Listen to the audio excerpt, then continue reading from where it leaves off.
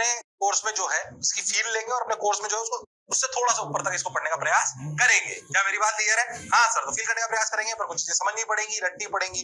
थोड़ा सा material science जैसा चीज है, हल्का सा आप ऐसे बोल सकते हो शुरुआती दौर में आपको केमिस्ट्री और फिजिक्स का कॉम्बिनेशन मिलेगा जो मैं आपको लॉजिकली समझाने का प्रयास करूंगा, पर जो प्रैक्टिकली चीजें होती हैं वो आपको याद होनी चाहिए।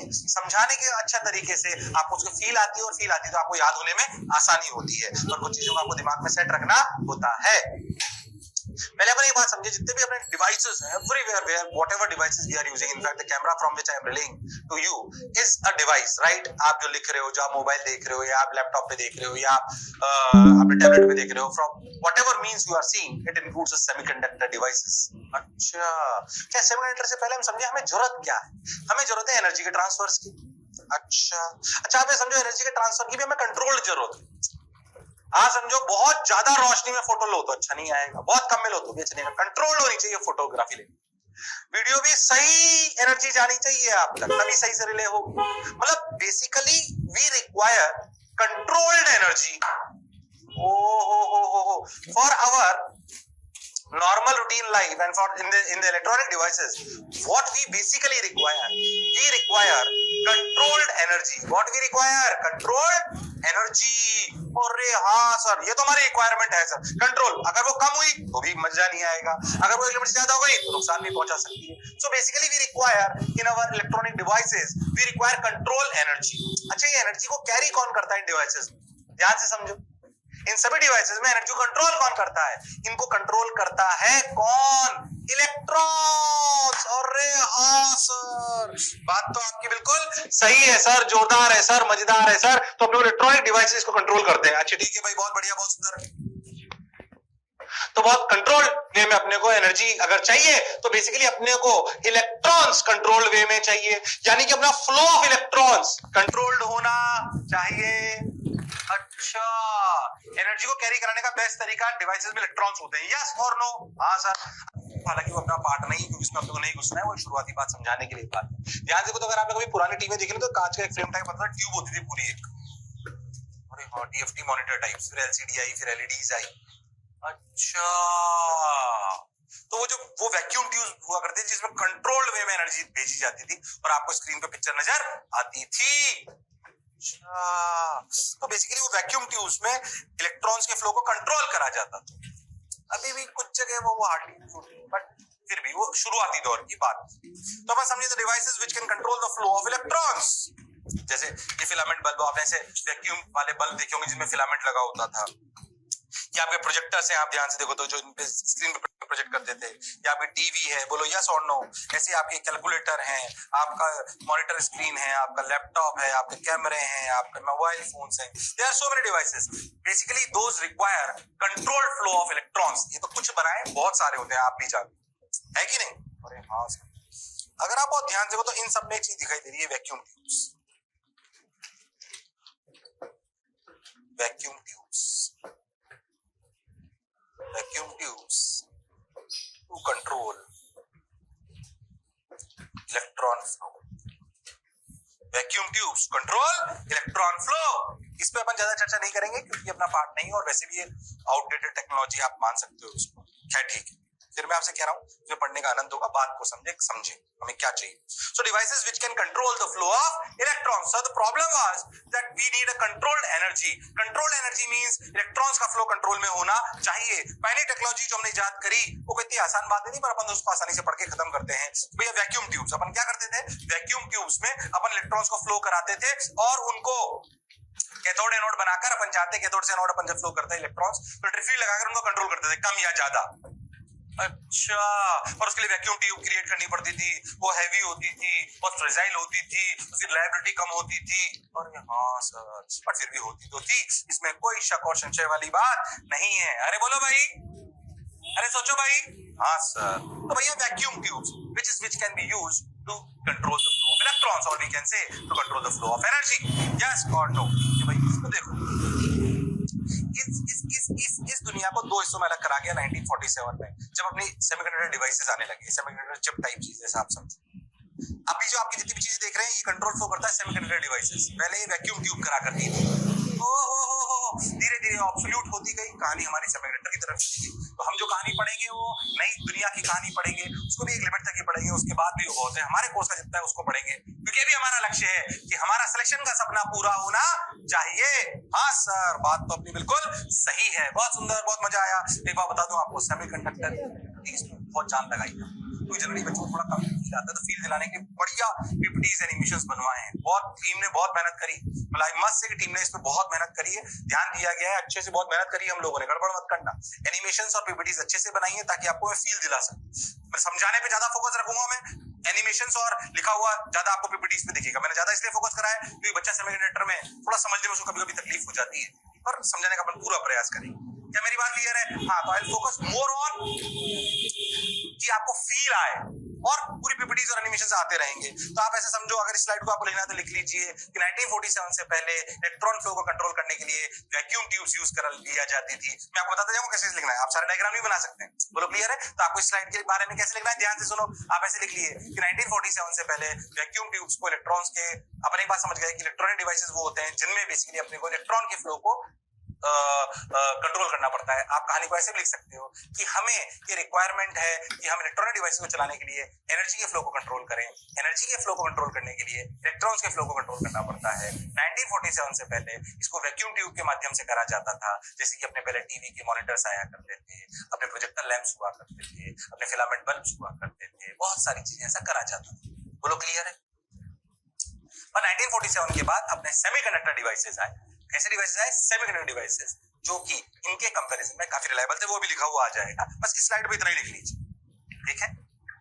पर्पस क्या है, हमें क्या चाहिए? Control of energy. Control of energy मतलब control of electrons. Control of electrons की पहली फॉर्मेट 1947 से पहले थी वैक्यूम ट्यूब्स। अब अपने सेमीकंडक्टर डिवाइसेस, वैक्यूम ट्यूब्स के बारे में उनकी थोड़ी सी कंस्ट्रेंट समझ लेते हैं कि वैक्यूम ट्यूब हल्का सा कैसे काम करती है, उसको पढ़ते हैं, उसकी कंस्ट्रेंट समझ लेते हैं, उसको वहीं रोक देते हैं। सेमीकंडक्टर डिवाइसेस पे अपन जंप कर जाएंगे। क्या मेरी बात क्लियर है?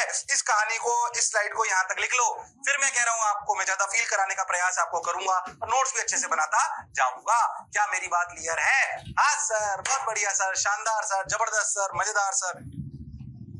आ जाइए। वैक्यूम ट्यूब थोड़ी सी कैसे काम करती है आप समझ लीजिए। ये कैथोड नेगेटिव, ये पॉजिटिव, अगर आप ध्यान से देखो, अगर ऐसे देखें तो अपना जो इलेक्ट्रिक फील्ड है वो ऐसी होगी। ये जो आपका हीटर होता है, यहाँ से देखो इलेक्ट्रॉन्स एमिट करते हैं, अपन पहले से जानते हैं। ये कहलाता है थर्माइनिक एमिशन। याद है कि भूल गए? अरे हाँ सर। तो बेसिकली कितने इलेक्ट्रॉन बाहर लाने, ये हीटर से कंट्रोल कर सकते हैं। उनको कितनी एनर्जी देनी है, वो अपन इस ट्यूब में कंट्रोल कर सकते हैं। बोलो यस और नो? तो number of electrons will be controlled by heating element and energy of the electrons will be controlled bye, यानी कि कौन सी एनर्जी, कितने और कितनी एनर्जी देनी है, ये अपन इसमें कंट्रोल कर सकते हैं। ये अपनी वैक्यूम ट्यूब टाइप की चीज होती है, पर इसकी बहुत सारे कंस्ट्रेंट्स है। बल्कि सेटअप है, महंगा है, रिलायबल नहीं है, टूटने का ज्यादा खतरा रहता है, इसमें बहुत सारे अपने को नुकसान होते हैं। पर जब तक अपन सेमीकंडक्टर डिवाइसेस को नहीं पहचान पाए थे जो कंट्रोल कर पाए इलेक्ट्रॉन्स के फ्लो को, तब तक के लिए अपने लिए बहुत यूजफुल चीज थी। इसलिए इसको इसके इनिशियल दौर के इसके योगदान को भूलना नहीं चाहिए, इसीलिए आपको पढ़ाया जाता है। इलेक्ट्रॉन फ्लो करते हैं, बना लीजिए फटाफट। Heater controls thermionic emission, controls the number of electrons ejecting, and the cathode anode potential difference controls the energy which is given to the electrons, and it is conducted in a vacuum tube so that electrons does not lose their energy by colliding with other particles and all. Bolo yes or no? That is the basic idea behind this. हो बोलो clear है क्या? अरे सोच लो। हाँ sir, बहुत बढ़िया sir, शानदार सर, मजेदार सर। अरे बोलो भाई, अरे सोच लो। हाँ सर, पक्की बात? हाँ सर, हाँ सर, अरे पक्का या लो भाई। तो number of electrons can be controlled by varying voltage between anode and cathode. Electron can flow only in one direction, cathode to anode. ये बात ध्यान में रखें, इसमें इलेक्ट्रॉन सिर्फ एक ही डायरेक्शन में फ्लो कर सकता है। Vacuum is created because electron can collide with air molecules and lose its energy. ये थोड़ी सी बातें लिख लो, फटाफट उतारो। थर्मोडायनामिक एमिशन वाली बात मैंने, number of electrons can be controlled by varying voltage between anode and cathode. Number of electron and their energy, इस लिख लो आप, can be controlled by varying voltage between cathode and anode and by heater. बोलो clear है? वो mixture होता है उनका, क्या ठीक है, उससे तुम्हें इतना ज्यादा पूछने की जरूरत नहीं।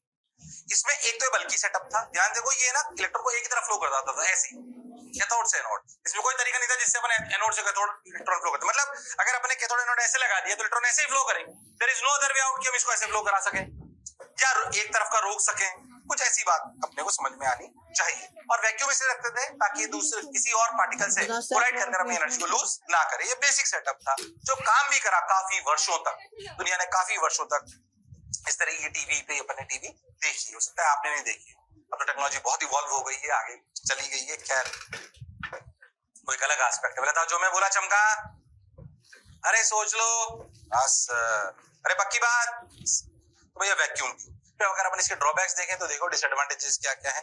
बल्कि in size vacuum creation operates at high power, बहुत हाई पावर लगानी पड़ती है वैक्यूम क्रिएट करने के लिए। Operated high voltage, high power high voltage एक ही बात है। लो लाइफ, जल्दी टूटे फूटने का डर रहता है, और लेस रिलायबिलिटी। तो लिख लीजिए डिसएडवांटेजेस ऑफ वैक्यूम ट्यूब। पहले समस्या समझो, कंट्रोल एनर्जी चाहिए तो कंट्रोल इलेक्ट्रॉन चाहिए। पहला समाधान 1947 से पहले वैक्यूम ट्यूब्स, पर उनकी बहुत सारे डिसएडवांटेजेस हैं, इसको अपन ज्यादा नहीं पढ़ रहे हैं क्योंकि ये टेक्नोलॉजी ऑब्सोल्यूट हो चुकी है। बोलो यस और नो? हाँ सर। अब हमारे मेन चैप्टर की कहानी शुरू होगी जिसे अपन बोलेंगे सेमीकंडक्टर डिवाइसेस। तो डिवाइसेस में हम बहुत चर्चा नहीं करेंगे, पहले सेमीकंडक्टर मटेरियल होता क्या है इसको समझें। याद करो, आपने 3 टाइप का मटेरियल पढ़ा था, सुना था आपने, कंडक्टर, इंसुलेटर, सेमीकंडक्टर। इनमें डिफरेंस समझेंगे, इनमें क्या बेसिक अंतर है उसको समझेंगे, इनको क्यों अलग अलग करा गया। एक ही पीरियोडिक टेबल के कुछ हिस्से मेटल कहलाएंगे, कंडक्टर कहलाएंगे, कुछ इंसुलेटर कहलाएंगे, कुछ सेमीकंडक्टर कहलाएंगे। क्या उनमें अंतर है, कैसे वो डिजाइन होते हैं, जो उन मटेरियल की बेसिक प्रॉपर्टी क्या है, फिर उस बेसिक प्रॉपर्टी को यूज कर थोड़ा ट्विस्ट एंड ट्विक कर हम कैसे कंट्रोल एनर्जी को फ्लो कर सकते हैं, कैसे उनका डिवाइसेस बना सकते हैं, उसका एक लिमिटेड स्कोप आपके लिए है, उसको अपन थोड़ा हद तक पढ़ेंगे। बाकी उसका एप्लीकेशंस अनंत पता नहीं कितनी है, दुनिया में कितनी बड़ी बड़ी कंपनीज, इनके रिसर्च सेंटर्स हैं जो इन पे काम कर रहे हैं ताकि वो और इफेक्टिवली कंट्रोल ऑफ इलेक्ट्रॉन्स को मैनेज कर पाए, क्योंकि जितना इफेक्टिवली खुद के हाथ में कंट्रोल ला पाएंगे उतना बढ़िया वो अपना डिवाइस बना पाएंगे। ओ माय गॉड, उतना छोटा कर पाएंगे, कितनी कम जगह में इलेक्ट्रॉन के फ्लो को बंद कर पाए। तभी तो अपनी मोबाइल फोन इतने छोटे छोटे होते जा रहे हैं जिनमें कितनी सारी चीजें आ गई हैं। अरे बोलो भाई, तो छोटा करना और इफेक्टिव करना is the main purpose. Okay, तो अपने आप में मटेरियल साइंस से ये है वो है, बहुत सारी चीजें। पहले तो जो मैं बोला अभी तक, क्या उसकी फील आई, हम किस दिशा में जाने वाले हैं, क्या जो मैं बोल रहा हूँ वो चमक रहा है? हाँ सर, बात तो आपकी बिल्कुल सही है सर, जोरदार है सर, मजेदार है सर, शानदार है सर। ये अपने जितने भी अभी नए इंस्ट्रूमेंट आ रहे हैं इनमें अपन सेमीकंडक्टर डिवाइसेस यूज लेते हैं to control the semiconductor devices are effective electronic devices which are used in the modern devices to control the flow of electrons, or we can say to control the flow of energy. अरे yes और no? Yes sir, बात तो आपकी बिल्कुल सही है sir, जोरदार है सर, मजेदार है सर, शानदार है सर। बोलो क्लियर? अरे पक्का? अरे मास्टर आगे बढ़ जाए। हाँ चलो भाई आगे बढ़ जाओ सर। तो बात आ गई सेमीकंडक्टर्स। पहले मैं आपको बता दूं कि सेमीकंडक्टर्स, कंडक्टर और इंसुलेटर जो मैंने आपको बोला, इनमें बेसिक डिफरेंस क्या है वो समझें। याद करो, कंडक्टर वो होता था जिसके अंदर फ्री इलेक्ट्रॉन्स होते थे और वो इलेक्ट्रॉन्स करंट को फ्लो कराते थे। इंसुलेटर में ऐसे इलेक्ट्रॉन नहीं होते थे।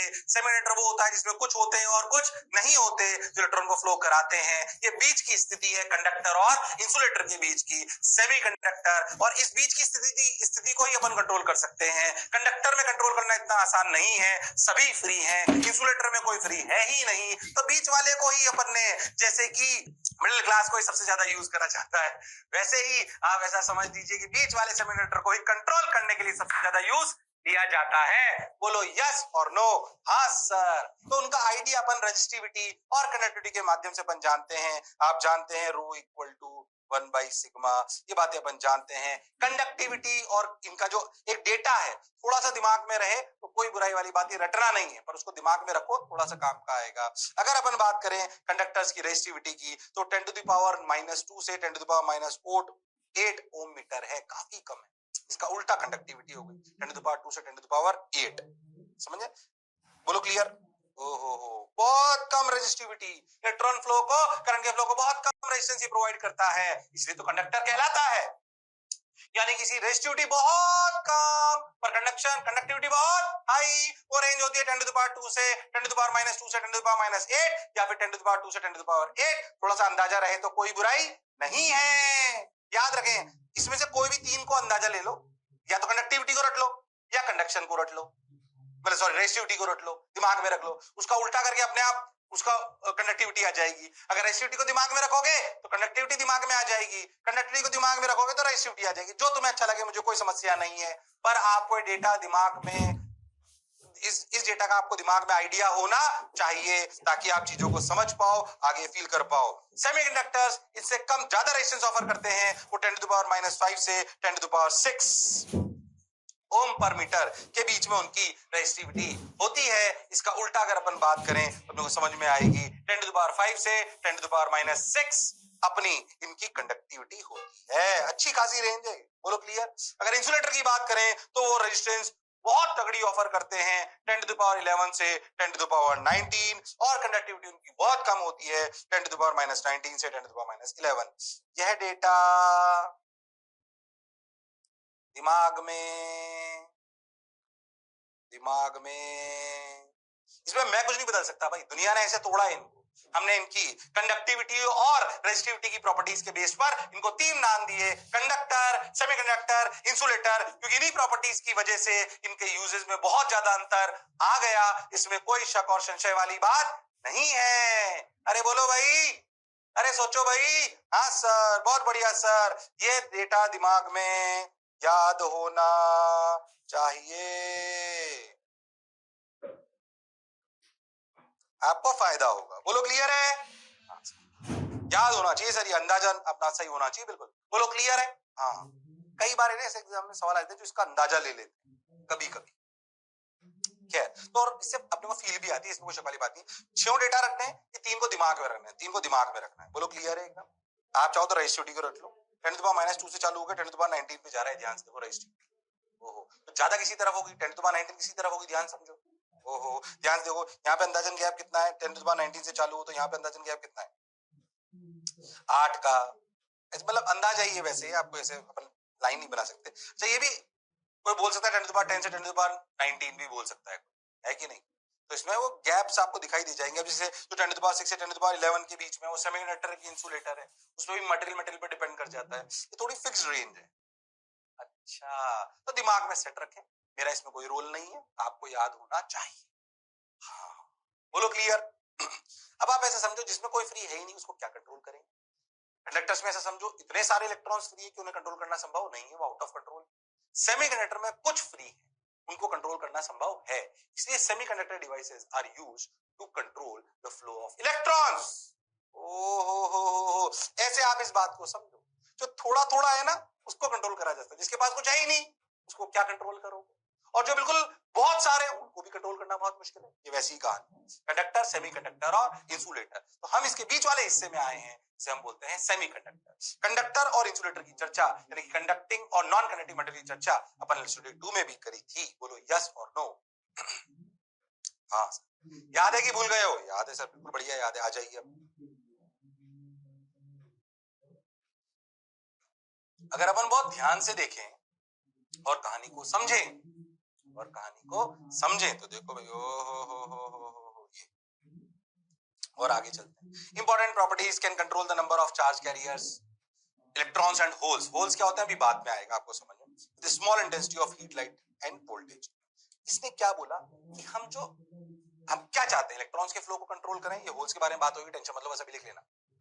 इलेक्ट्रॉन्स को हम कंट्रोल करना चाहते हैं, होल्स को तुम ऐसा मान लो अभी पॉजिट्रॉन्स है। अच्छा, क्या है? पॉजिट्रॉन्स, ऐसा मान लो आप, मान लिया अभी। खैर, तो अपन ने बोला कि भैया जो आपके इलेक्ट्रॉन्स हैं उनके कंट्रोल, उनको बहुत आसानी से अपन कंट्रोल कर सकते हैं, थोड़ी बहुत हीट को वेरी करके, थोड़ा बहुत वोल्टेज को वेरी करके, थोड़ी बहुत अपन लाइट को करके। याद करो सोलर सेल्स, अरे हाँ, लाइट से कंट्रोल। अपने इलेक्ट्रॉनिक डिवाइसेस, इलेक्ट्रिसिटी वोल्टेज से कंट्रोल। बोलो यस और नो? हीट डिवाइसेस होते हैं बहुत सारे, जिसमें हीट की वजह से इलेक्ट्रॉन फ्लो होने लगते हैं, थर्मोकपल कहते हैं उनको। अच्छी बात है। तो अपन बहुत नॉर्मल वोल्टेज, वैक्यूम ट्यूब की तरह बहुत ज्यादा हाई वोल्टेज की जरूरत नहीं होती, नॉर्मल वोल्टेज, नॉर्मल हीट और नॉर्मल लाइट से वो वेरी कर अपन इस इलेक्ट्रॉन के फ्लो को कंट्रोल कर सकते हैं। पहली इसकी एक एडवांटेज। तो अगर आप उसको कंट्रोल कर सकते हैं तो conductivity can be control. Logical है, हमें समझ में ये बात आती है, बिल्कुल क्लैरिटी है। कैन गिवन यूनिडायरेक्शनल करंट, ये क्या मतलब? मतलब ऐसा हम कर सकते हैं कि अगर हम करंट इस तरफ बहाना चाहते हैं और हम चाहते हैं करंट इधर से इधर आए तो जाए, पर इधर से इधर आए तो रुक जाए। मतलब हम चाहते हैं बस इधर से इधर ही करंट जाए, इधर से इधर जाए तो हमारा डिवाइस अलाउ करेगा। बाद में से पढ़ोगे तुम पीएन जंक्शन डायोड के नाम से। अच्छा, हम अगर ये चाहते हैं, हमारी का ये रिक्वायरमेंट ऐसी कि करंट अगर ऐसे आए तो ये जाने दे, पर अगर जैसे जैसे वॉल्व नहीं होता, किसमें पानी का वॉल्व नहीं होता, वॉल्व होता ना पानी के नल में, कि ऐसे आएगा तो वॉल्व खुल जाएगा, पर ऐसे आएगा तो नहीं खुलेगा। अरे हाँ, ये वॉल्व वाला काम कर सके इलेक्ट्रॉन के फ्लो के लिए। वो ऐसे कोई पानी का वॉल्व नहीं लगा सकते वहां पे, ऊपर से वॉल्व लगा दिया। So in most of the devices, बहुत सारे डिवाइसेस में हमें वॉल्व चाहिए होता है कि अच्छा अगर ऐसे फ्लो आए तो भैया जाए, ऐसे फ्लो आए तो ना आए, ये प्रोवाइड कर देता है। ये वॉल्व का काम कर लेता है semiconductor devices, one of the best uses of it. बाद में आप इसे डायोड के नाम से पढ़ोगे, ये अपने कोर्स में आएगा, ये छोटी सी बात। ओ हो, बोलो क्लियर है क्या? अरे सोच लो। हाँ सर, बात तो आपकी बिल्कुल सही है सर, जोरदार है सर, मजेदार है सर, शानदार है सर, जबरदस्त है सर, अच्छी बात। अब क्या करें, अब क्या करें, अब क्या करें, अब क्या करें? ये हो गया, ये हो गया, ये हो गया, ये हो गया। ओके ओके, बहुत बढ़िया, बहुत सुंदर, बहुत मजा आया, वाह वाह, ठीक है भाई, ठीक है भाई, ठीक है भाई, ठीक है भाई।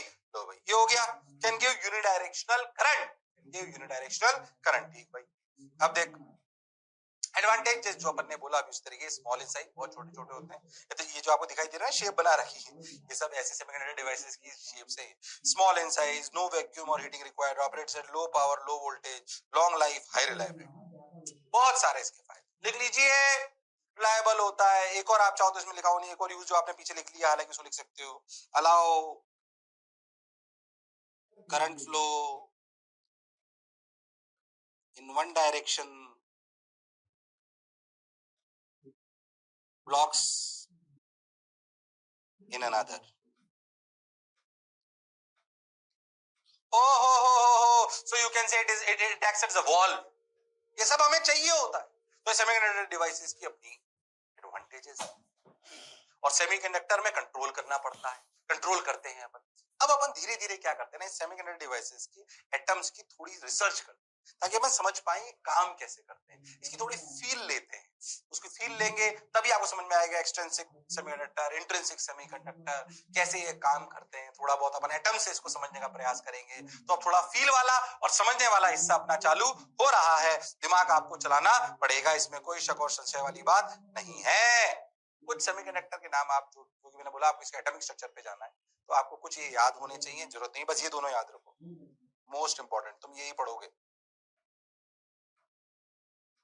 जो सेमीकंडक्टर मटेरियल होते हैं वो कुछ तो अपनी एलिमेंट, अपनी पीरियोडिक टेबल में मिल जाते हैं, वो मोस्ट इंपॉर्टेंट, यही हमारे कोर्स में आएंगे, यही हमारे कोर्स में आएंगे। तो बस ऐसे ही बता रहे हैं। तो जो मटेरियल है, जो एलिमेंटल मटेरियल जिन्हें बोला जाता है, जो हमारी पीरियोडिक टेबल में मिल जाता है, नेचुरली अकरिंग है अपने दुनिया में, उसे बोला गया सिलिकॉन और जर्मेनियम। सिलिकॉन और जर्मेनियम सबसे इंपॉर्टेंट यही आएंगे। अच्छा, सिलिकॉन और जर्मेनियम। ऐसे ही इसमें अलग अलग जो आपके इनऑर्गेनिक मटेरियल, ऑर्गेनिक मटेरियल के भी अवेलेबल होते हैं, वो ये हैं ऑर्गेनिक पॉलीमर्स, अभी बहुत सारे बनाए होते हैं। ये मैंने ऐसे लिखा दिए क्योंकि ये कई बार आपके एनसीईआरटी वगैरह में भी लिखे होते हैं, पर इन पे बहुत ज्यादा कुछ नहीं आता, ये अपने काम के नहीं है, थोड़ा बहुत दिमाग में रख लो, थोड़ा बहुत दिमाग में रख लो। इसके बाद तुम डॉट भी पढ़ेंगे। तो जो अपने लिए सबसे ज्यादा सेमीकंडक्टर जिसमें अपन थोड़ा बहुत ऊपर नीचे करेंगे वो होंगे सिलिकॉन और जर्मेनियम। फिर मैं आपसे कह रहा हूं inorganic compounds, organic compounds, polymer compounds, इनसे बहुत सारे सेमीकंडक्टर बनाए जाते हैं जिनके अपने अपने अलग अलग यूजेस है।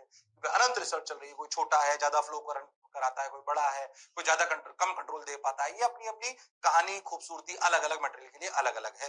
अपने लिए एलिमेंटल सेमीकंडक्टर्स अपने काम के होंगे जिन्हें अपन बोलेंगे सिलिकॉन और जर्मेनियम, जो अपने पीरियोडिक टेबल का हिस्सा है, इसी के इर्द गिर्द अपन ज्यादा नाचेंगे। ये और बहुत सारे होते हैं, इसमें रिसर्च बहुत है, बहुत ज्यादा इसमें घुसने की जरूरत नहीं है, बस कि हाँ भाई इस तरीके के भी होते हैं। अब आपको बताया inorganic gallium, arsenic, INP, CDS, ठीक है भाई, एंथ्रासिन, डोप, साइक्लोसाइंस, पॉलीपायरोल, पॉलीएनिलीन, पॉलीथाइपोफीन, इसे लिखा रहा हूँ बस स्टाइल मान, कोई रटने की जरूरत नहीं है, हाँ दिमाग में रखना कि और भी तरीके, तुम चाहो तो बस ऐसे लिख लेना, तीन तीन लिख के डरना मत, तुम ऐसे लिखना। हमारे कोर्स में ये होंगे, यहाँ तक की कहानी लिख लो, फिर लिख लो और भी प्रकार के सेमीकंडक्टर होते हैं, जैसे कि इनऑर्गेनिक सीडीएस, जैसे कि ऑर्गेनिक एंथ्रेसीन लिख लो, जैसे कि पॉलीमर्स, ऑर्गेनिक पॉलीमर्स, जैसे कि पॉलीएनिलीन, और एक एक लिख लो बस, एक्सेट्रा एक्सेट्रा करके लिख लो, ताकि याद तुम्हें लगे हाँ, और उसके नीचे लिख लो कि इसमें बहुत ज्यादा दिमाग लगाने की जरूरत नहीं है, हमारे कोर्स का वो पार्ट नहीं आएंगे, हमारे कोर्स में जर्मेनियम और सिलिकॉन आएंगे, हम कोई पीएचडी थोड़ी करने वाले हैं, हमें कोई सेमीकंडक्टर इंजीनियर थोड़ी बनना है अभी। अरे यस और नो? हाँ सर। पर यह हमें समझ में आता है कि इसकी डीप में बहुत कुछ जाया जा सकता है, पर हम बेसिक पे फील करते हैं। बोलो यस और नो? हाँ सर। कहानी तो सर समझ आ रही है, अच्छी भी लग रही है, बहुत बढ़िया, बहुत सुंदर, बहुत मजा आया, वाह वाह। अब क्या करें? आगे बढ़ो, चलते चलो, सुनते चलो, देखो रे भाई, वाह रे भाई, सोचो रे भाई, यहां तक की बात समझ में आ गई। अब और कहानी को आगे बढ़ाते हैं, अच्छे से चलते हैं। तो सिलिकॉन और जर्मेनियम अगर अपन देखें तो अपनी इसमें यहाँ पे आती है, ध्यान देखो, ये जो आपको दिखाई दे रहा है ना yellow yellow, boron, silicon, germanium, arsenic, SB, TE, AT, इनके तो मुझे याद भी नहीं, नाम भी याद है, छोड़ो, ये सब सेमीकंडक्टर है। तो आप ऐसे लिख लो, other semiconductors in our, पूरी पूरी पीरियोडिक टेबल बनाने की जरूरत नहीं, in our periodic table are boron, ES, SB, TE, AT, but mostly we use germanium and silicon, that is why we study both of them, that is why we study both of them। हम बाकी होते हैं पर हम उन्हें पढ़ेंगे नहीं। हो स्पिरिट टेबल में अपने मेटल, मतलब कंडक्टर, सेमीकंडक्टर, इंसुलेटर होते हैं ना, ये रहे अपने सेमीकंडक्टर, ये रही अपनी सेमीकंडक्टर्स, जो कि जिनमें अंतर लाया गया था किस रेंज के बेसिस पे? रेंज के बेसिस पे भाई साहब, भाइयों और बहनों, रजिस्टिविटी के बेसिस पे। और हाँ सर, 10⁻⁵ से लेकर 10⁻6 तक जा रही थी। याद है कि भूल गए? वो ये है, पर इसमें से हम दो पढ़ेंगे, सिलिकॉन और जर्मेनियम, और मन में याद रखेंगे कि और भी बहुत सारे हो सकते हैं, इनऑर्गेनिक कंपाउंड्स, ऑर्गेनिक कंपाउंड्स, अपने पॉलीमर ऑर्गेनिक कंपाउंड्स, और आजकल तो आर्टिफिशियल मैन्युफैक्चरिंग कंपाउंड्स भी होने लगे हैं, जिनमें भी अपन इंप्योरिटीज डालेंगे, अपने को समझ में आएगा थोड़ा बहुत। वो पहले जो मैं बोला क्या चमका? हाँ, ये बात तो अपने नैरो डाउन करते हैं। कंट्रोल ऑफ एनर्जी चाहिए, पहले वैक्यूम ट्यूब्स पे आती थी, उसमें सेमीकंडक्टर डिवाइसेस भी चाहिए। सेमीकंडक्टर डिवाइस का फायदा क्या है अपन समझ लिया। सेमीकंडक्टर डिवाइसेस बहुत सारी चीजें हो सकते हैं मटेरियल्स के, उसमें से एलिमेंटल में भी सेमीकंडक्टर बहुत सारे हो सकते हैं, पर दो ही हमारे काम के हैं, जर्मेनियम और सिलिकॉन। अब इनकी एटॉमिक स्ट्रक्चर की तरफ अपन धीरे धीरे बढ़ते चलते हैं।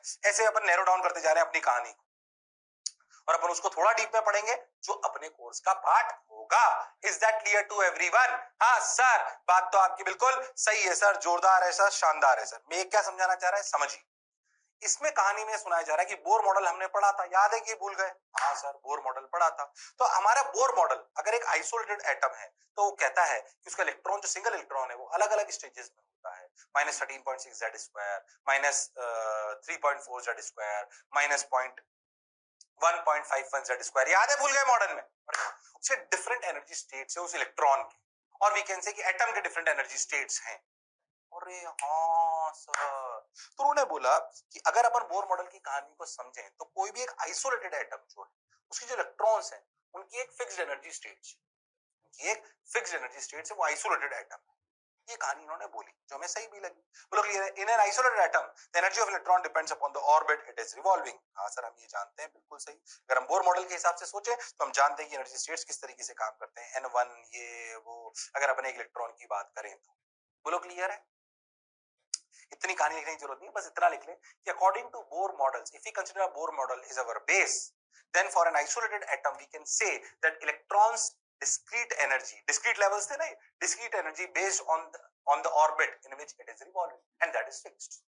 So every orbit, if it is containing electron, it has a fixed energy, it has a fixed energy, -13.6, -3.4, तो एक एनर्जी स्टेट हो गई -13.6। तो -13.6 पे इलेक्ट्रॉन मिलेगा या -3.4 पे मिलेगा? अगर अपन हाइड्रोजन एटम की बात करें तो, या फिर उसके बीच में कहीं नहीं मिलेगा, या तो -13.6 पे मिलेगा या फिर -3.4 मिलेगा, बीच में कहीं नहीं मिल रहा। फिर -1.151 पे मिलेगा। ऐसे ही सबकी एनर्जी स्टेट डिफाइंड होती है। So for an isolated system, if we consider Bohr as our base model, we can say that electrons are present electrons are revolving in a particular circular orbits, or we can say they have a fixed definite energy levels.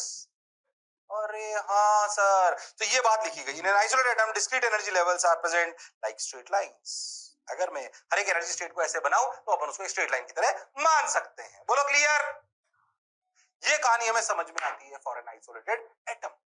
पर धीरे धीरे कहानी को मैं इस तरफ ले जाऊंगा कि ये इस स्लाइड में बस ये लिखना था आपको जो मैंने अभी बोला कि बोर मॉडल के को बेस मानते हुए अगर हम समझें और जो हम जानते हैं कि आइसोलेटेड एटम में जितने भी इलेक्ट्रॉन्स होते हैं वो पर्टिकुलर ऑर्बिट्स में घूम रहे होते हैं, यानी कि हम बोल सकते हैं कि उन इलेक्ट्रॉन्स की एक पर्टिकुलर एनर्जी स्टेट है जिसे अपन डिस्क्रीट एनर्जी लेवल्स बोल सकते हैं, उनके बीच में कहीं पे भी लाई नहीं करते हैं। Okay, so every energy state like 13.6, -3.4, -1.51, we can consider it as a line. याद है अपने बनाया था -13.6 कैसे बनाते थे ना अपन line. So these are considered as discrete energy levels. Okay. बात तो सर आपकी सही है सर, सही लग रही है सर, जोरदार सर, मजेदार सर, शानदार सर, जबरदस्त सर, वाह वाह सर। अब क्या करें, सुनो, अब कहानी को सुनो, अच्छा लगेगा, जोरदार लगेगा, शानदार लगेगा, जबरदस्त लगेगा। बोलो clear? Okay sir, got your point sir, बात समझ आई सर। अब क्या कर रहे हैं सर? आगे बढ़ो, बढ़ते चलो, चलते चलो। देखो भाई, तो -13.6, -3.4 कहानी जरूरी नहीं, समझ में आया बस ये लिख लो भाई। ऐसे डिस्क्रीट एनर्जी लेवल्स होते हैं, ये हाइड्रोजन के लिए लिखे हुए हैं, ऐसे Z2 करते जाओ तो आता जाता है। थोड़ा बहुत आउट आसपास के जो इलेक्ट्रॉन्स अगर ज्यादा होते हैं, क्योंकि अपन ने जो बोर मॉडल पढ़ा था वो तो सिंगल इलेक्ट्रॉन सिस्टम था, पर फिर भी अगर कोई आइसोलेटेड एटम ले लें, so what we know is that for an isolated atom electrons revolving around it are in fixed orbits, or we can say they have a discrete energy levels. It is not that they can acquire any random energy. They have particular levels in which only on these energy levels they can revolve. ये बात हमें समझ में आती है। बोलो yes or no? Because they have a fixed structure. They have one atom, they have an electron along with some of the different electrons, so they have different energy levels. So either they will in X, they will in Y, they will in Z.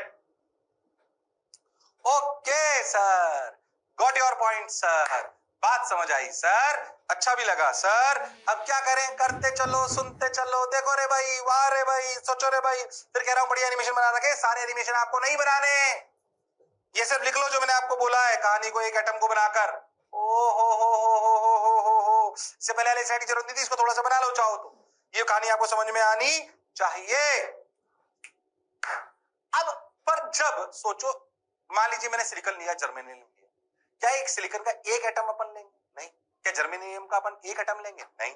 अपन क्या silicon germanium की अगर अपन बात करें या किसी की भी अपन ऐसे स्ट्रक्चर की बात करें तो उसमें एक एटम होता है, बहुत सारे, या कोई भी और दूसरे एटम की भी बात कर लेंगे, बहुत सारे एटम होते हैं उसमें। तो एक मोल में 6 × 6.023 × 10⁻23 एटम्स होते हैं। ओहो, मैंने उस मेटल का 1 ग्राम भी ले लिया ना तो आपको अरबों खरबों एटम्स मिलेंगे जो आपस में जुड़े होंगे पास पास। ओहो, 2 से 3 एंगस्ट्रॉम की दूरी पे होते हैं बस ये। अरे हाँ, बिल्कुल पास। 2 से 3 बड़ा शब्द नहीं है, एंगस्ट्रॉम चल रहा है वो, इतने पास। तो सोचो अगर मेरे आसपास हजारों या मेरे आसपास समझो 8, 10, 20 और एटम्स हैं जो बिल्कुल 2-3 एंगस्ट्रॉम पास में है, क्या मेरे जो इलेक्ट्रॉन्स हैं इनसे इन्फ्लुएंस होंगे? हाँ सर, मेरे जो इलेक्ट्रॉन्स हैं वो इनसे इन्फ्लुएंस होंगे, इसमें कोई शक वाली बात नहीं है। अगर वो उनसे इन्फ्लुएंस होंगे तो जो आइसोलेटेड सिस्टम वाली कहानी थी कि हमारे डिस्क्रीट एनर्जी लेवल्स होते हैं, क्योंकि हमारे इलेक्ट्रॉन को अगर आइसोलेटेड है तो एक ही न्यूक्लियस है, पर क्या अगर मेरे आसपास 8-10 और न्यूक्लियस आ गए तो क्या मेरे इस इलेक्ट्रॉन को जो पहले डिस्क्रीट एनर्जी पे था, क्या उसको ये भी इन्फ्लुएंस कर रहे हैं? क्या उनके इलेक्ट्रॉन्स भी इन्फ्लुएंस कर रहे हैं? इसका एनर्जी स्टेट कुछ और अलग हो सकता है? अरे हाँ, तो जो -13.6 वाली कहानी थी तो आइसोलेटेड के लिए थी, अब उसकी एनर्जी स्टेट कुछ और अलग हो सकती है इलेक्ट्रॉन की। अरे हाँ सर, बात तो आपकी बिल्कुल सही है। मैं कहानी को उस तरफ ले जाना चाहता हूं, आपको बात समझ में आनी चाहिए। सुने, आगे बढ़े, देखें, अब देखो ध्यान से। सो एनर्जी बैंड्स इन क्रिस्टल, इसको समझने का प्रयास करो। जो मैंने बोला वो ही आने वाला है। देखो, मान लीजिए आपके ऐसे बहुत सारे एटम्स, इसमें थोड़ा जूम करके दिखाया, ये जूम भी कम से कम 2000 गुना होगा जो ऐसे दिखाई दे रहा है, अरे हाँ सर, बोलो clear. In crystal atoms come close 2 angstrom to 3 angstrom. फिर मैं आपसे कह रहा हूं ध्यान से देना, animation can give you a feel and the electrons have some new interactions. और मैं ध्यान से सोच समझ के शब्दों का प्रयोग कर रहा हूं ताकि मैं आपको ऐसा एहसास नहीं दिलाऊं कि ये बहुत टफ चैप्टर है, हमें समझ नहीं आए, और ऐसे शब्दों का प्रयोग ना करूं जिससे आपको लगे कि हम तो बहुत कम पढ़ रहे हैं, है कि नहीं। आपको बहुत सोच समझ के शब्द और एनिमेशंस को मिक्स करके दे रहा हूं ताकि आपको बात समझ में आए। बोलो क्लियर। हाँ, तो ऐसा कोई क्रिस्टल है, उसमें बहुत सारे अपने ऐसे एटम है, बोलो है कि नहीं है। इसमें कहानी को किस तरफ ले जाएंगे पहले मैं आपको समझाता हूं, फिर एनिमेशन के थ्रू आपको सपोर्ट सिस्टम दे दूंगा। कहानी में यह बोला गया कि अगर हमारा आइसोलेटेड सिस्टम है, अगर हमारा आइसोलेटेड सिस्टम है, तो every electrons revolves in orbit and it has a fixed energy state, then another has a fixed energy. मान लीजिए कि ऐसा समझो कि आप एक एटम है जिसमें मान लीजिए कि 20 इलेक्ट्रॉन है ना, तो अगर 20 इलेक्ट्रॉन है तो ऐसा समझो 20 एनर्जी स्टेट है और वो फिक्स्ड है, या तो इलेक्ट्रॉन इसमें होगा या इसमें होगा या इसमें होगा या इसमें होगा या इसमें होगा। पर अगर ऐसे एटम्स अनंत आसपास हैं तो फिर इसका इलेक्ट्रॉन इसके आसपास वाले न्यूक्लियस से भी इन्फ्लुएंस हो रहा है और इससे भी हो रहा है। अच्छा, ये समझाने का प्रयास करा गया और ये एक्सपेरिमेंटली देखा भी गया कि हर एक इलेक्ट्रॉन का दूसरे अपने खुद के एटम्स के न्यूक्लियस और इलेक्ट्रॉन से इंटरेक्शन और दूसरे एटम्स और न्यूक्लियस से इंटरेक्शन बिल्कुल डिफरेंट है। मतलब मेरा एक इलेक्ट्रॉन अगर यहाँ है ना, तो इसके आजू बाजू जो न्यूक्लियस है उनकी सिचुएशन अलग होगी, जो मेरा इलेक्ट्रॉन यहाँ है उससे उनकी सिचुएशन बिल्कुल अलग होगी।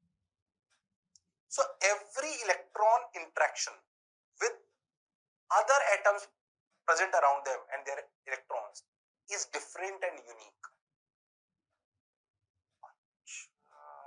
फिर से समझना, when we consider a crystal or a material, it does not consist of only a single atom. It consists of large number of atoms packed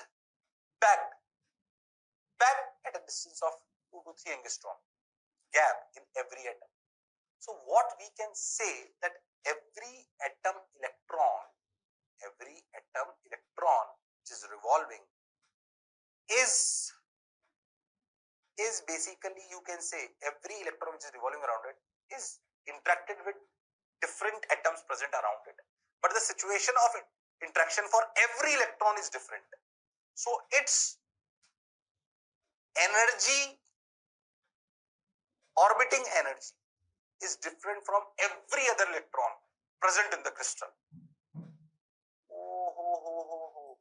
मान लो कि वो जो आपने मसाला लिया उसमें 50 लाख इलेक्ट्रॉन थे, ये बहुत कम नंबर है, ऐसे समझो, सुनने में बड़ा लग रहा है।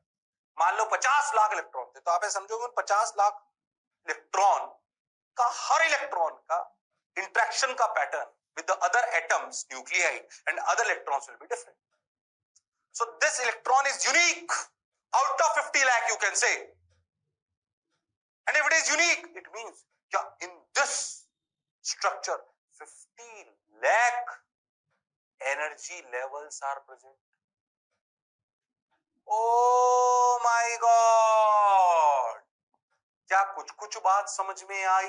अरे हाँ सर, अब उतारना कैसे, वो अभी आ जाएगा, वो मैंने पूरा लिख रखा है टेक्स्ट, जो मैं बोल रहा हूँ आपको लिखा हुआ मिलेगा, टेंशन मत लो उस बात। मैं ज्यादा कहानी लिखाऊंगा नहीं क्योंकि मैं उसको स्ट्रक्चर्ड वे में आपको लिखाना चाहता हूँ। बोलो क्लियर। हाँ सर, तो मैं आपको फोकस ज्यादा फील करने पड़ेगा। देखो ये with electrons of neighbouring atoms, देखो with nucleus of neighbouring atoms, ओ हो have new interactions and the electrons have some new interactions electrons of neighbouring atoms with nucleus of neighbouring atoms. तो ये जो इलेक्ट्रॉन है इसका इंटरेक्शन आसपास वाले इलेक्ट्रॉन से भी होगा, और इस इलेक्ट्रॉन का ऐसे समझो आप, बल्कि इसको ऐसे समझो, इस इलेक्ट्रॉन का इंटरेक्शन क्या इस न्यूक्लियस के साथ भी होगा। तो ये जो इलेक्ट्रॉन है ये अपने आप में इसका यूनिक इंटरेक्शन है with different electrons and with different nucleuses, so it has a different energy state from all the other electrons present into the crystal. इस कहानी को अपने शब्दों में लिखिए, चाहे तो ऐसे लिखिए जो मैंने बनाया है, या आप ऐसे भी कहानी को लिख सकते हो। जब एक आइसोलेटेड एटम होता है, तो वो ध्यान सुनना, जब एक आइसोलेटेड एटम होता है तो वो उसके जो इलेक्ट्रॉन्स होते हैं उनकी एनर्जी स्टेट फिक्स होती है। पर जब ऐसे लाखों करोड़ों की संख्या में उसके आसपास एटम्स होते हैं तो उसके हर एक इलेक्ट्रॉन का बाकी बचे हुए इलेक्ट्रॉन्स और न्यूक्लियस के साथ इंटरेक्शन यूनिक होता है, और we can say this uniqueness of interaction with nucleuses and other electrons present in the crystal leads to a unique energy level of that electron. हो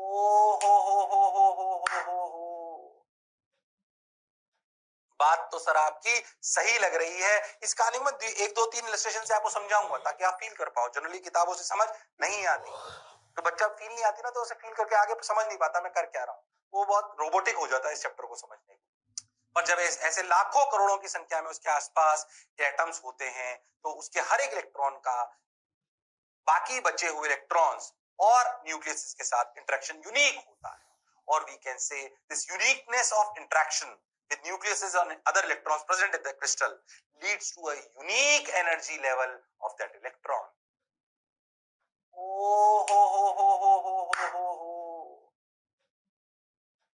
बात तो सर आपकी सही लग रही है। इस कहानी में एक दो तीन इलस्ट्रेशन से आपको समझाऊंगा ताकि आप फील कर पाओ। जनरली किताबों से समझ नहीं आती, तो बच्चा फील नहीं आती ना, तो उसे फील करके आगे समझ नहीं पाता मैं कर क्या रहा हूँ, वो बहुत रोबोटिक हो जाता है इस चैप्टर को समझने की। थोड़ी फील करोगे तो अच्छा लगेगा। जिसके साथ बैठकर हमें फील आती है, क्या उसकी बातें हमें अच्छे से समझ में आती है, तो जिस चैप्टर में हमें फील आने लगेगी ये हो क्या रहा है, तो हमें उससे हमें प्रेम होने लगेगा। प्रेम होने लगेगा तो हम उसे समझने लगेंगे तो जब भी उसके द्वारा कोई प्रश्न पूछा जाएगा तो हमें उसका उत्तर देने में आसानी होगी। तो प्रेम करिए अपने सब्जेक्ट, अपने अध्याय से, मास्टर से। अरे यस और नो, सिलेक्शन कर लो भाई साहब, सिलेक्शन लेके भाई साहब मेरे से मिलने आना है, नहीं तो भाई साहब जो जानते नहीं तुम लोग आओगे कि नहीं आओगे, आओगे कि नहीं आओगे मिलने? हाँ सर आएंगे सर, पक्का सिलेक्शन लेके आना है, बिल्कुल पक्के से, ईमानदारी से सोच लो। हाँ सर, गड़बड़ तो नहीं करोगे? कह रहा चाहिए। मैं भावुक हो गया। आगे बढ़ते हैं, ध्यान से सुनते हैं। इतनी मेहनत जो तुम्हारी पीपीटीज और उनको स्ट्रक्चर करने में लगाते हैं, बेकार तो नहीं जाएगा? नहीं सर नहीं जाएगा, बिल्कुल नहीं जाएगा, आपकी मेहनत बिल्कुल बेकार नहीं होगी। देखो तो जूम करके दिखाया। So each atom has a unique position, okay, and each electron has a, ध्यान से देखो, each electron has a unique position, बिल्कुल सही बात है। और देखो तो each electron has a unique interaction, बिल्कुल सही बात है। हो each electron has different energy level even when they belong to same subshell of isolated atom। यानी कि मैं बोलूं कि राम के सेकंड ऑर्बिट में जो इलेक्ट्रॉन है और श्याम के जो सेकंड ऑर्बिट में इलेक्ट्रॉन है, क्या उनके दोनों की एनर्जी लेवल अलग अलग होंगे? क्योंकि उनके इंटरेक्शन यूनिक है। ये कहानी समझाई गई। इसको ऐसे लिख सकते हो आप, जो इसको बनाने की जरूरत नहीं, तो फील वाली बात, इसको एज इट इज लो, तुम्हें समझ में आएगा। देखो सीक्वेंस में लिखवाया है, देखो so their energies are slightly greater और smaller than their original energies in isolated system. तो हमने ये पाया कि मान लीजिए -13.6 था, तो इनकी एनर्जीज कुछ ऊपर नीचे कुछ हो सकती है जो आपकी ओरिजिनल आइसोलेटेड सिस्टम थी। ऐसा नहीं होगा कि -13.6 की 1000 इलेक्ट्रॉन वोल्ट हो गए, ऐसा नहीं होगा, पर कुछ ऊपर नीचे हो सकते हैं। -13.67 किसी की -13.8, इस तरह के ऊपर नीचे वो हो सकते हैं। अच्छा सर, बात तो आपकी बिल्कुल सही है सर, जोरदार है सर, मजेदार है सर। पहले बताओ क्या कहानी यहां तक समझ में आ रही है? अरे आ रही है कि नहीं आ रही है? बिल्कुल आ रही है सर, जोरदार आ रही है सर, समझ भी आ रही है सर, शानदार सर, अच्छी बात। अरे उतार लो, अरे पक्का बिल्कुल ऐसे उतारना है जो लिखा हुआ है, बिल्कुल एज इट इज, ताकि आपको फील आ जाए। जो मैंने आपको बोला समझा, मैंने पहले ही दिया था, लिखने का तरीका बिल्कुल सीक्वेंस में दे रहा हूं। ओके सर, अब देखो, अब अपन क्या करेंगे, अब अपन इसका एक स्पेशल इलस्ट्रेशन लेके थोड़ी सी और कहानी को समझने का प्रयास करेंगे, ताकि आप उस बात को और अच्छे से समझ पाओ। धीरे धीरे अपने को कहानी और अच्छे से समझ में आने लगे। देख एग्जांपल क्या लिया, मान लीजिए सोडियम का एग्जांपल लेते हैं। सोडियम के स्ट्रक्चर को आप याद करो तो आपको शेल में उसको बढ़ने आता है। 11 उसमें इलेक्ट्रॉन होते हैं, 1s2 2s2 2p6, ये आपका के शेल है, एम शेल। एम शेल में एक इलेक्ट्रॉन होता है जिसे अपन आउटर शेल इलेक्ट्रॉन बोलते हैं। एल वाले शेल में अपने 8 इलेक्ट्रॉन भरे होते हैं। आपके सामने कहानी ऐसे बना होता है, बोलो आइसोलेटेड स्टेट में कहानी, आइसोलेटेड स्टेट में ये कहानी है, बोलो क्लियर है? हाँ। अब ऐसा इमेजिन करो कि अगर मैं सोडियम एटम जो आप जानते हो उसका 1 मोल ले लूं, 1 मोल का मतलब क्या 6.023 into 1023, अप्रोक्सीमेटली 6 into 1023 ले लो, बोलो यस और नो।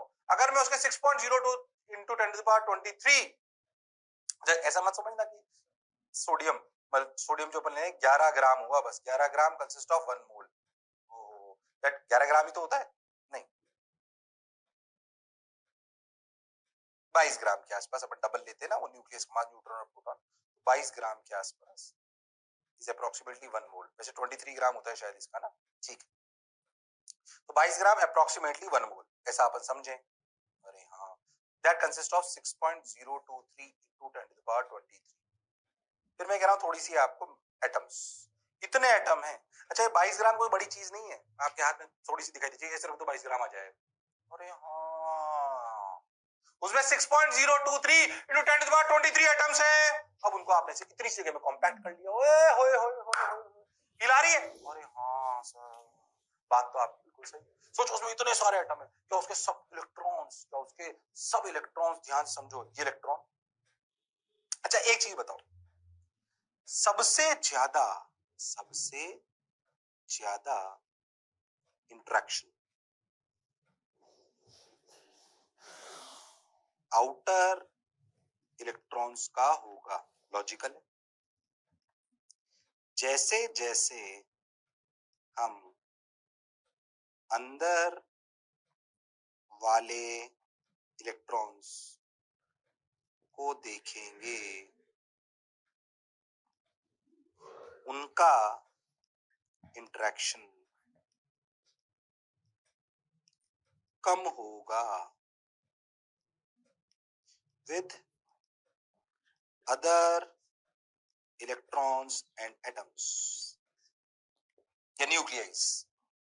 आप खुद सोचो, लॉजिकली सोचो, कौन से इलेक्ट्रॉन्स के इंटरेक्शन सबसे ज्यादा होंगे? जो शेल में सबसे ज्यादा बाहर होंगे, फिर उनसे कम, फिर उनसे कम। जो सबसे इनर वाला होगा उसका इंटरेक्शन बहुत कम होगा। तो सोचो जो सबसे आउटर इलेक्ट्रॉन है, ऐसे आउटर इलेक्ट्रॉन मान लीजिए 6.023 10 to the power 23 इलेक्ट्रॉन्स है। हाँ है, अगर एक मोल सोडियम की बात करें, ये इलेक्ट्रॉन्स की सबसे ज्यादा एनर्जी डेविएट कर सकती है आउटर शेल के इलेक्ट्रॉन की एनर्जी से। अरे हाँ सर, सबसे ज्यादा, बोलो यस और नो। सबसे ज्यादा एनर्जी भी नहीं की होती है, -13.6, अगर हाइड्रोजन से कंपेयर करें -13.6, -13.3.4, -1.51, -0.85। और यहाँ जीरो की तरफ जाती है ना एनर्जी, सबसे बाहर वाली एनर्जी सबसे ज्यादा, और उनमें सबसे ज्यादा वेरिएशन आएगा। क्यों? क्योंकि उनका इंटरेक्शन सबसे ज्यादा। यानी कि सोचो, क्या उनमें जो एनर्जी लेवल्स होंगे, मान लीजिए कि सबसे आउटर जो इलेक्ट्रॉन है 6.02, वो कितने? 6.023 into 10 to the power 23। उनका जो एनर्जी गैप होगा, उनमें जो एनर्जी लेवल्स बनेंगे, वो क्या जो आइसोलेटेड सिस्टम की एनर्जी थी उससे सबसे ज्यादा डेविएट होंगे। उसके अंदर वाले कम, उसके अंदर वाले और कम। जैसे याद करो, इनमें 2p6 और बाहर मानते हैं, 2s2 और सिक्योर्ड मानते हैं। बोलो यस और नो। अरे हाँ सर, बात तो आपकी बिल्कुल सही है, जोरदार है, शानदार है, मजेदार है, जबरदस्त है। ओ हो। बात तो सर समझ आ रही है सर, ये सही लग रहा है सर, अच्छा लग रहा है सर, बहुत बढ़िया सर। लो भाई, अब देखो बात को समझना क्या कह रहे हैं। अगर आप बहुत ध्यान से देखो, जो 3s इलेक्ट्रॉन्स है, अगर उसमें देखो अपन ने एक मोल लिया मान लो, तो 3s में आप ऐसे समझो, we have 6.023 into 10 to the power 23 energy levels. अगर तुम 2p में देखो, we have 6 into 6.023 into 10 to the power 23 energy levels. 6 क्यों? अरे p वाले एलिमेंट में 6 इलेक्ट्रॉन है। क्या हर इलेक्ट्रॉन का यूनिक बिहेवियर होगा?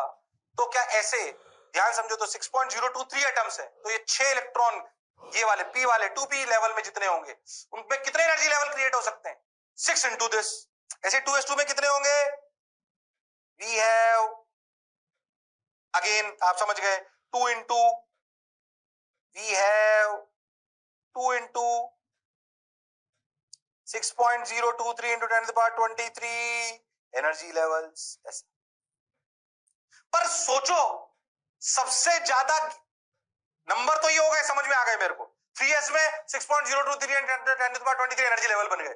अरे पर क्या वो अपने जो आइसोलेटेड सिस्टम की एनर्जी थी, ये वाली आइसोलेटेड सिस्टम की एनर्जी है, ये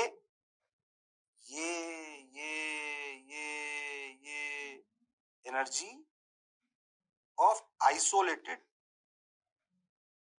एटम, है ना। इसके आजू बाजू ही बनते हैं बहुत सारे, पर सबसे ज्यादा किसमें आजू बाजू में बिखराव हो सकता है? 3s वाले में। अरे हाँ, उससे कम 2p वाले में, उससे कम 2s वाले में, उससे कम 1s वाले में। 1s वाले में तो मानते हैं कि होगा ही नहीं, सबसे इनर जो इलेक्ट्रॉन है उसमें मानेंगे वो बाहर से इंपैक्ट नहीं होता अंदाजन, ये हमने देखा। ओ हो, बात तो आपकी बिल्कुल सही है, जोरदार है, मजेदार है, शानदार है, जबरदस्त है। कहानी को फील कराने का प्रयास करो, गड़बड़ मत करना। देखो, सो 1 mole of sodium atom contains 6.023 into 10 to the power 23 crystal atoms। उसकी कहानी अपन समझे। हो, अब देखो उसमें क्या हो। 6 into 10 to the power 23 energy lines placed over close to each other which appear as a continuous energy band। ये समझो, ये इसमें ऐसे टक टक टक टक टक टक टक टक टक टक टक टक टक टक टक बहुत सारे, ये बैंड बन गया एक, जिसमें 6.023 इंटू, ऐसा समझो कि मान लो 3s की एनर्जी थी, मान लीजिए 3s की एनर्जी थी, मान लीजिए 3s की एनर्जी थी -30, तो -30 इलेक्ट्रॉन वोल्ट का गैप बना एक, ऐसा समझो, ऐसा समझो एक गैप बना करीब, ऐसा समझो कि -30 का बन गया मान लो -28 से -32। इसमें इतने एनर्जी लेवल आ गए। ओ माय गॉड, अरे हाँ, क्या बात समझ आ रही है? हाँ सर, बिल्कुल समझ आ रही है सर, शानदार, जानदार, जबरदस्त, मजेदार। बोलो पक्की बात? अरे गारंटीड?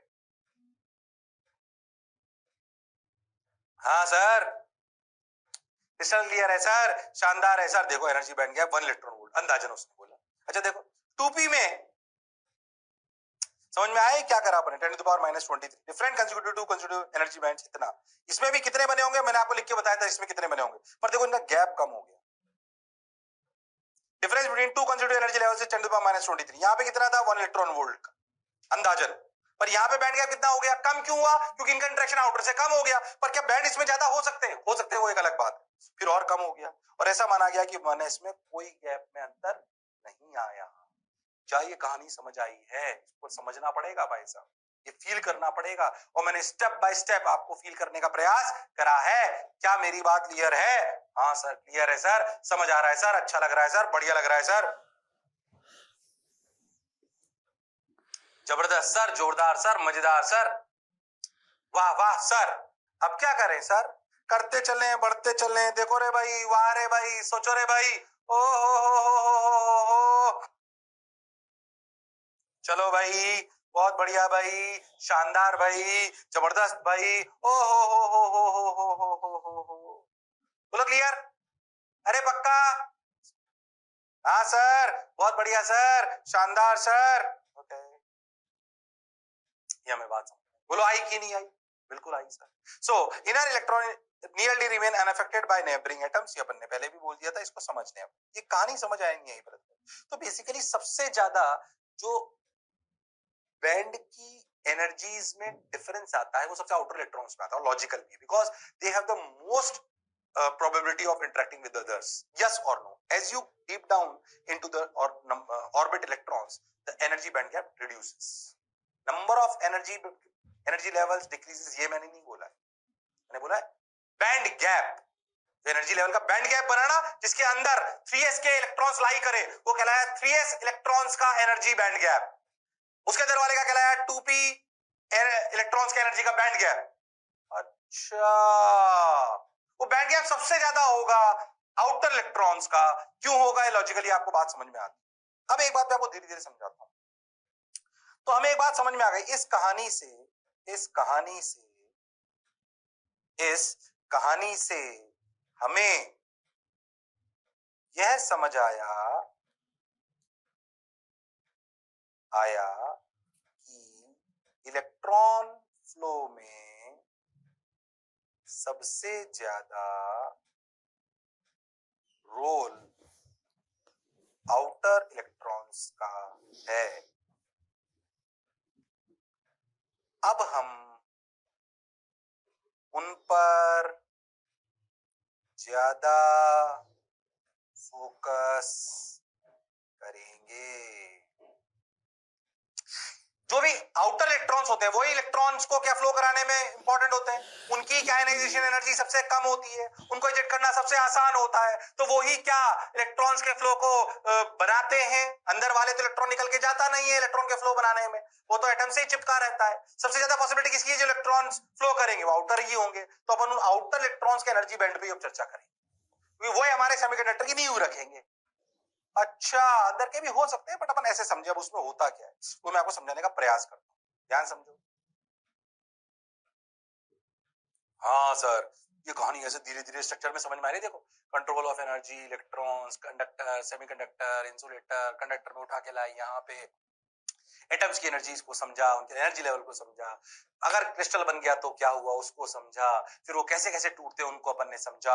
सबसे आउटर वाले इलेक्ट्रॉन्स का एनर्जी बैंड गैप सबसे ज्यादा होता है और वही हमारे लिए सबसे इंपॉर्टेंट होता है, क्योंकि वो इलेक्ट्रॉन्स वो होते हैं जो कंस्टिट्यूट करेंगे इलेक्ट्रॉन के फ्लो को, इसलिए हम उसी पे चर्चा करेंगे। सोडियम का एग्जांपल लेके तो आपको इस कहानी को समझाया था और ये समझाया था कि energy band gap value decreases as we go into the nearer to the nuclei.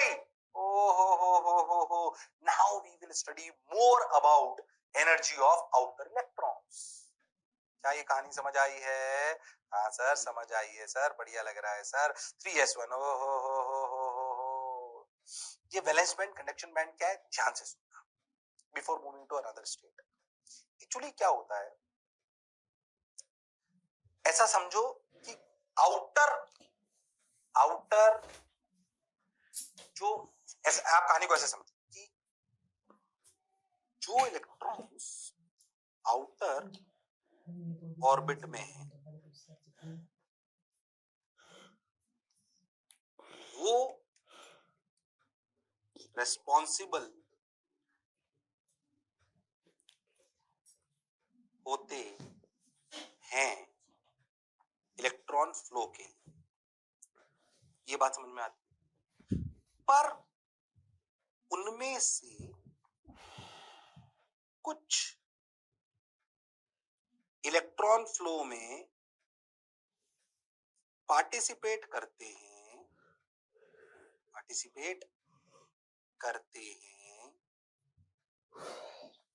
कुछ नहीं करते। समझना, पहले एक बात समझो, इलेक्ट्रॉन फ्लो की ये बात होनी थी भाई, इलेक्ट्रॉन फ्लो कराता कौन है, आउटर शेल के इलेक्ट्रॉन्स, उनके एनर्जी बैंड गैप है।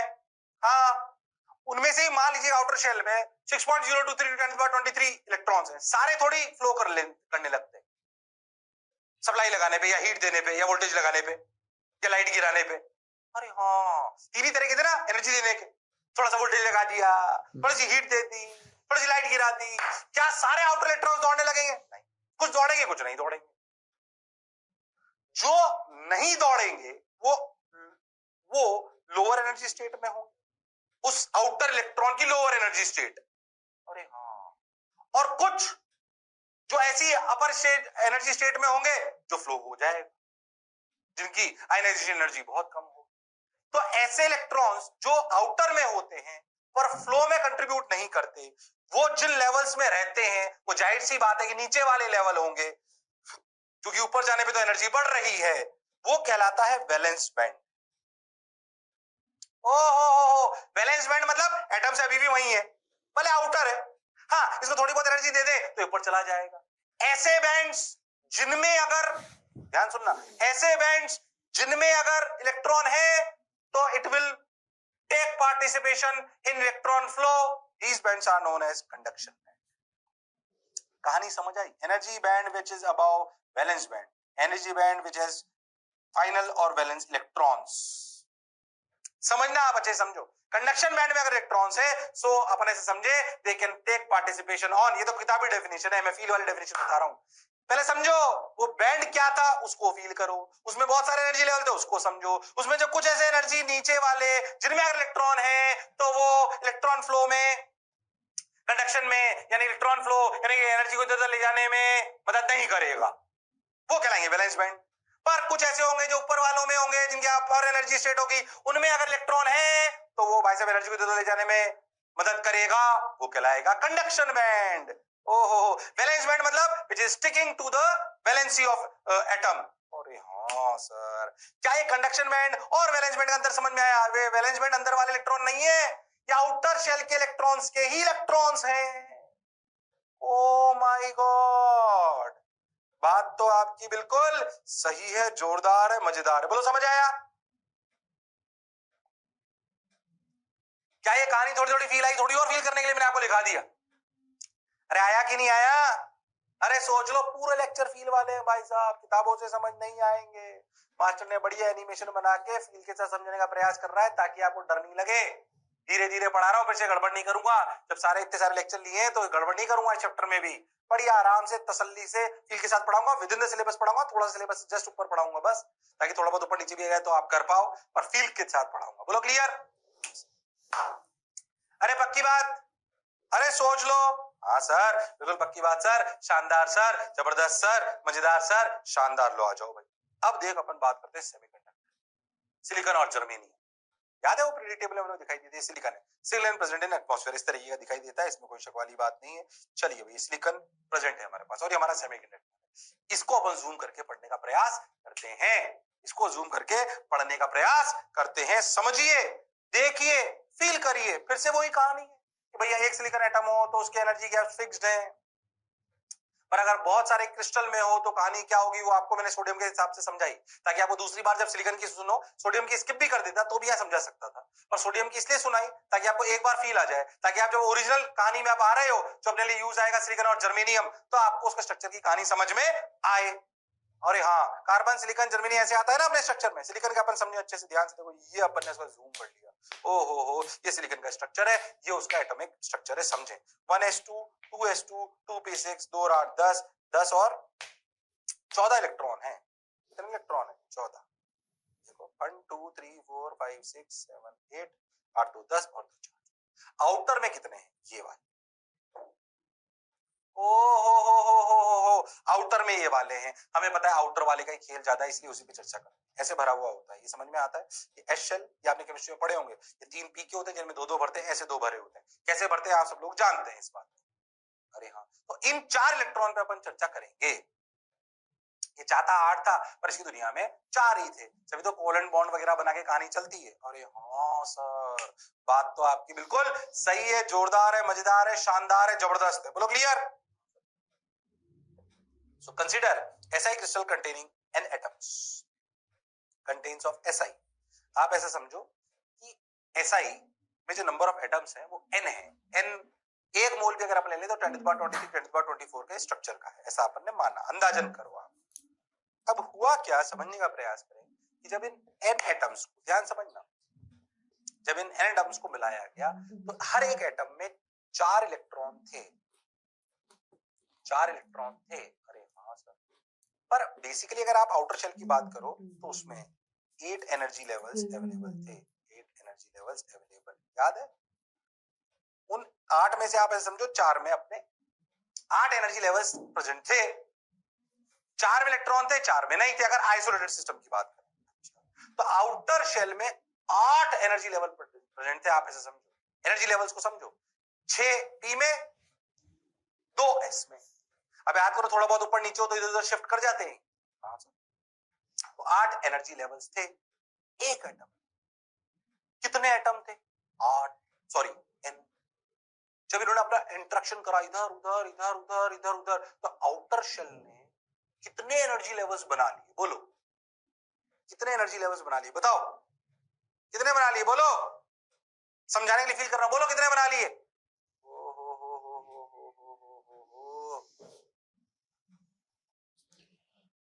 इन्होंने, मैंने जब आपको सोडियम पढ़ाया था तो मैंने उसमें आउटर 3s1 में एक इलेक्ट्रॉन लिया था, हालांकि वहां पे भी मैं ज्यादा एनर्जी लेवल ले सकता था, समझाने के लिए मैंने उतना लिया। अब कहानी को थोड़ा और डीप डाइव कर रहे हैं। अच्छा हाँ सर, ताकि आप एक बार फील करके उसको कर पाओ, स्टेप बाय स्टेप पर आगे बढ़े। तो 8 एनर्जी लेवल्स थे। अरे कितने थे? 8 एनर्जी लेवल। ठीक है सर, बहुत बढ़िया सर, शानदार सर। इस 8 एनर्जी लेवल अगर n एटम्स में है और सबके यूनिक इंटरेक्शन है, तो क्या 8n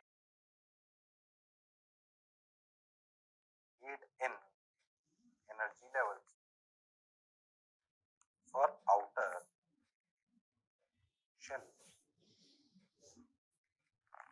ओ हो, क्योंकि यही वो आउटर शेल होता है जिनके एनर्जी लेवल्स वैलेंस बैंड या फिर कंडक्शन बैंड बनाते हैं। अरे हाँ सर, बात तो हम आपने बिल्कुल सही कही, जोरदार कही, मजेदार कही, शानदार कही, जबरदस्त कही। बोलो क्लियर? अरे सोच लो।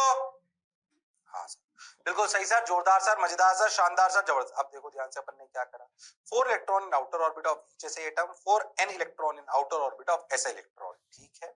और फिर उसने क्या बोला, 8 2s plus 6p outer energy level available in each SI atom, 8n 2ns 6np outer energy level available in SI crystal.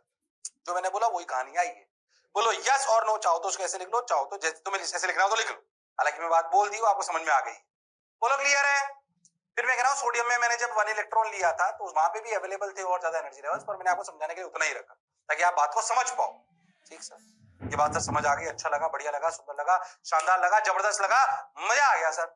अरे पक्की बात? हाँ सर, बहुत बढ़िया, बहुत सुंदर, बहुत मजा आया, वाह वाह। अब क्या करें? चलो भाई वाह वाह करो।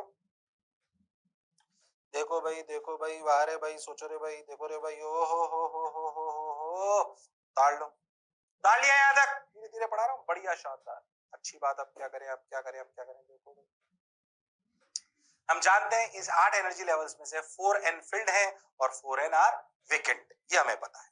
4n are filled with electron, 4n are vacant with 4n, ये n6 10 to the power 24 10 to the power 23 के स्ट्रक्चर का चल रहा है, और उसमें से 4 ही भरे, 4 खाली हैं। तो जब ये आसपास आए तो 8n एनर्जी लेवल्स थे और 4l भरे थे, 4n खाली थे। इसलिए याद करो मैंने कि आउटर शेल में जो नंबर ऑफ भरे उसमें सब में इलेक्ट्रॉन हो ये जरूरी नहीं है, कुछ में थे कुछ में नहीं थे। ठीक सर, अच्छी बात सर, बहुत बढ़िया सर।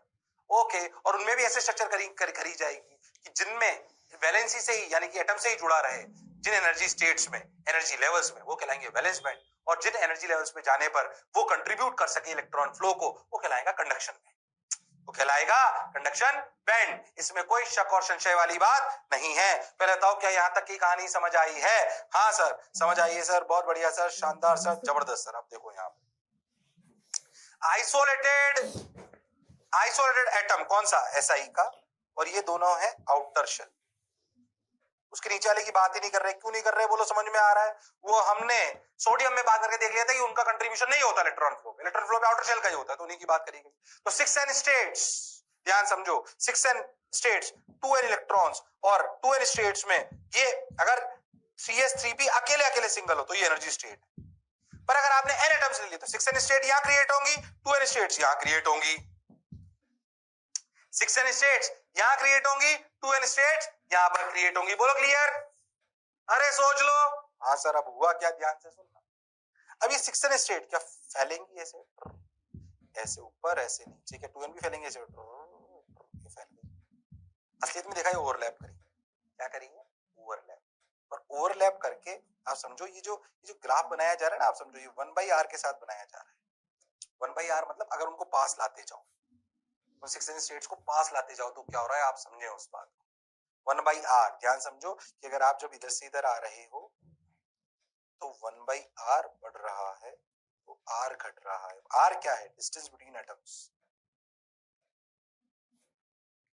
आप ऐसे समझो, तो आप ऐसे समझो कि जब 1/r 0 था, मतलब सारे पार्टिकल्स अनंत। इस ग्राफ कैसे बना रहे हैं समझने का प्रयास करना। 1/r क्या है? r is distance between the atoms. बोलो क्लियर? अच्छी बात। अब आप समझो कि हमने देखा कि अगर ध्यान समझना कि अगर 1/r 0 है, 1/r क्या है? 0, यानी कि r के लिए इंफिनिटी, मतलब सब आइसोलेटेड है, सब आइसोलेटेड है, तो 6n स्टेट्स बिल्कुल एक ही है और 2n स्टेट्स भी एक ही। धीरे धीरे धीरे हम उनको पास में लाए, एक जगह ऐसे आई जहां पे ये ऐसे बिखरना चालू। पहले समझ में आया ग्राफ किसका है? अब ये एक्सपेरिमेंटल ग्राफ है, मेरा रोल नहीं है, मैंने नहीं बनाया है, ये एक्सपेरिमेंटल प्रेडिक्टेड ग्राफ है, ये एक्सपेरिमेंटल प्रेडिक्टेड ग्राफ। ठीक, तो अपने को ये कहानी अच्छे से समझ में आनी चाहिए। तो जो मैं बोला चमका, कर क्या रहे समझो, हमारे पास n एटम्स थे, किसके? सिलिकॉन के उनको अपन पास लाए, धीरे धीरे धीरे धीरे धीरे उनको अपन पास लाए, इसमें कोई शक और संशय वाली बात नहीं। जब उनको पास लाए तो उनके एनर्जी लेवल्स का क्या हुआ, कौन से वाले का, सिर्फ आउटर का, क्योंकि मैं आउटर से मतलब है, उसका हमने ग्राफ बनाया 1/r और एनर्जी लेवल्स का। ओहो हो, वो भी सिर्फ आउटर का मतलब 3s और 3p, 3s और 3p। जब r 1/r 0 है, मतलब सारे पार्टिकल्स अनंत पर हैं, तो सारे इलेक्ट्रॉन्स की एनर्जी लेवल 6n पर जो होंगे, जो 6 3p में होंगे, जो 2 इलेक्ट्रॉन्स वहां पे होंगे, उन सबकी एनर्जी स्टेट सेम होगी, तो 6 एनर्जी स्टेट सेम होंगे, ऐसे 2 एनर्जी स्टेट सेम होंगे। पर जैसे जैसे आप 1/r को बढ़ाओगे, उनको पास लाओगे, क्या इनमें इंटरेक्शन चालू होगा, तो एनर्जी लेवल्स अपने आप को ऊपर नीचे करना चालू करेंगे। वो प्रैक्टिकल ग्राफ क्या है और किस जगह पर 1/r की दूरी होती है या r की दूरी होती है, जो हमें एटमॉस्फेयर में सिलिकॉन मिलता है, उस समय कैसे स्थिति होती है, कैसे एनर्जी लेवल्स होते हैं, एटन एनर्जी लेवल्स, वो हमें याद होने चाहिए, हमारे दिमाग में सेट होना चाहिए। इस स्लाइड से ही कहानी को स्टार्ट करूंगा, दोबारा इसको थोड़ा सा एक्सप्लेन कर क्योंकि ये कहानी इंपॉर्टेंट है, आपको समझ में आनी चाहिए। तो इसी स्लाइड से अगले टर्न की कहानी को शुरुआत करूंगा। आशा करता हूं आज का लेक्चर आपको फील कराने में मैं सक्षम रहा हूंगा। धीरे धीरे बोला है, गड़बड़ करने की जरूरत नहीं है, अगले एक लेक्चर भी फील वाले ही चलेंगे, फिर जाके थोड़े थोड़े न्यूमेरिकल आने लगेंगे। क्या मेरी बात एकदम क्लियर है? हाँ सर, एकदम क्लियर है। बहुत बढ़िया, बहुत सुंदर, बहुत मजा आया। तो अपना जोश और जुनून बनाए रखिए, लड़ते रहिए पर पढ़ते रहिए, मास्टर की बात सुनते रहिए। See you, sayonara, take care, bye bye.